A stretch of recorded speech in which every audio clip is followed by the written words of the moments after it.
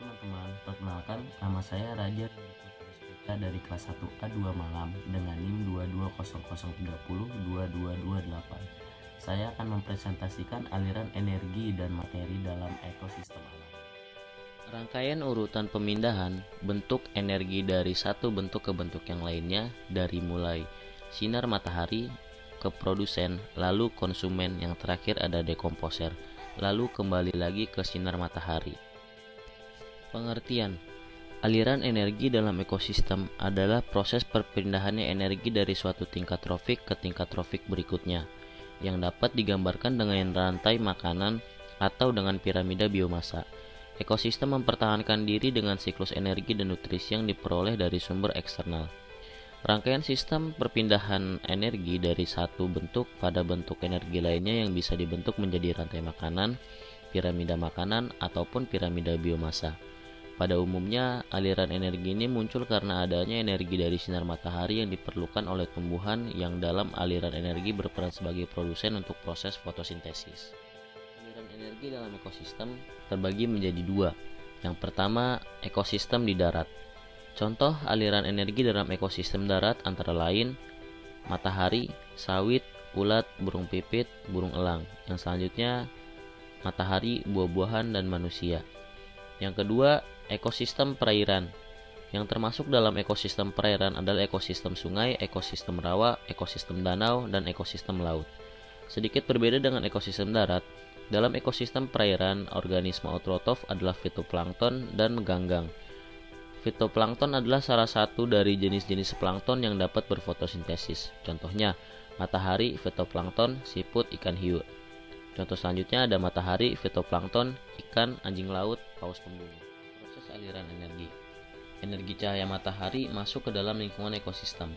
Selanjutnya, hanya setengah dari rata-rata energi cahaya yang digunakan oleh tumbuhan untuk proses fotosintesis. Setelah fotosintesis, maka akan dihasilkan energi kimia yang diperoleh dari energi cahaya. Energi tersebut kemudian tersimpan di dalam tumbuhan sebagai produsen. Berikutnya, tumbuhan dimakan oleh organisme herbivora, sehingga energi berpindah dari produsen ke konsumen premier. Energi yang disimpan konsumen premier hanya berkisar 10% dari energi produsen. Organisme herbivora kemudian dimangsa oleh organisme karnivora, sehingga energi berpindah dari konsumen premier ke tubuh konsumen sekunder. Energi yang disimpan juga hanya 10% dari energi konsumen premier. Jika produsen tidak dimakan oleh konsumen premier, maka akan diteruskan ke dekomposer atau dikeluarkan dari ekosistem sebagai materi organik. Jenis aliran energi. Yang pertama, tingkat trofik. Tingkat trofik adalah tingkatan dari sekelompok organisme yang mempunyai sumber makanan tertentu. Ada beberapa tingkat trofik dalam sebuah ekosistem. Hal tersebut tergantung beberapa faktor. Salah satu di antaranya adalah jumlah energi yang masuk ke dalam ekosistem. Produsen merupakan semua organisme yang mempunyai klorofil dan dapat berfotosintesis, sehingga dapat membuat makanannya sendiri. Produsen dalam ekosistem disebut juga organisme autotrof. Contoh produsen dalam ekosistem hutan mangrove adalah pohon bakau. Konsumen, yaitu organisme yang tidak dapat membuat makanan sendiri dalam sebuah ekosistem. Ekosistem juga dapat diklasifikasikan menjadi beberapa tingkat, yakni konsumen premier, konsumen sekunder, dan konsumen tersier. Dekomposer adalah organisme pengurai atau disebut juga detritivore. Organisme tersebut memperoleh energi dengan cara memakan detritus atau materi organik dari organisme lain yang telah mati. Contoh dekomposer dalam ekosistem darat maupun ekosistem air adalah cacing tanah, siput, dan kepiting. 2. Rantai makanan. Rantai makanan ialah perpindahan energi dari suatu organisme ke organisme lainnya yang berlangsung dalam proses makan yang dimakan yang mempunyai satu arah. Proses rantai makanan dimulai dari organisme autotrof atau produsen mengubah energi cahaya matahari menjadi energi kimia berupa senyawa glukosa dan oksigen. Energi kimia tersebut kemudian diteruskan pada konsumen premier atau tingkat pertama. Jika salah satu organisme hilang atau tidak ada, maka pemangsa dari organisme tersebut juga akan terancam keberadaannya. Sedangkan organisme yang dimangsa oleh organisme yang hilang akan bertambah banyak jumlahnya. Rantai makanan terbagi menjadi 3 jenis. Yang pertama, rantai makanan rerumputan, disebut juga dengan grazing food chain.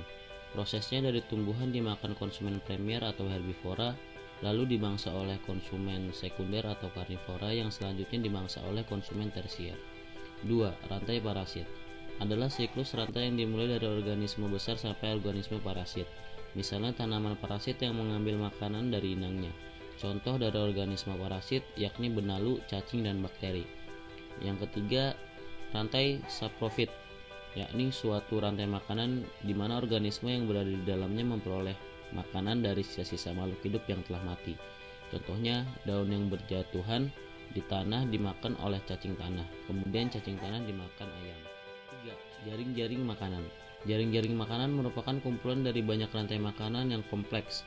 Dikatakan kompleks karena interaksi makan dan dimakan terjadi tidak hanya melibatkan dua organisme saja, melainkan melibatkan banyak organisme yang saling memakan. Organisme autrotrof dimakan oleh berbagai konsumen premier. Contohnya dalam ekosistem laut, fitoplankton tidak hanya dimakan oleh ikan kecil, tetapi juga dimakan oleh udang dan zooplankton. 4. Siklus biogeokimia. Siklus atau daur biogeokimia adalah perpindahan senyawa kimia dari lingkungan ekosistem sebagai komponen abiotik ke tubuh organisme sebagai komponen biotik, lalu dikembalikan lagi ke komponen abiotik. Ada beberapa siklus biogeokimia, yakni siklus nitrogen, fosfor, karbon, dan oksigen. Siklus nitrogen. Nitrogen yang diikat berbentuk amonia yang dihasilkan dari penguraian jaringan mati oleh bakteri. Amonia yang dinitrifikasikan oleh bakteri nitrit akan menghasilkan nitrat yang diserap akar tumbuhan. Berikutnya nitrat dinitrifikasikan sehingga berubah menjadi amonia lagi. Siklus fosfor.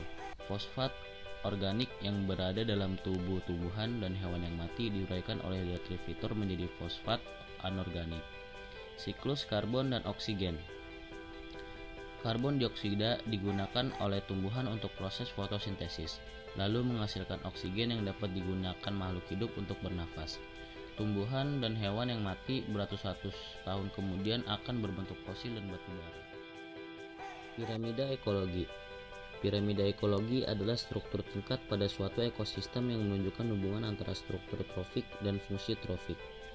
Macam-macam piramida ekologi antara lain yaitu piramida jumlah. Piramida jumlah adalah piramida yang menggambarkan jumlah organisme yang terdapat di dalam suatu trofik. Piramida biomasa.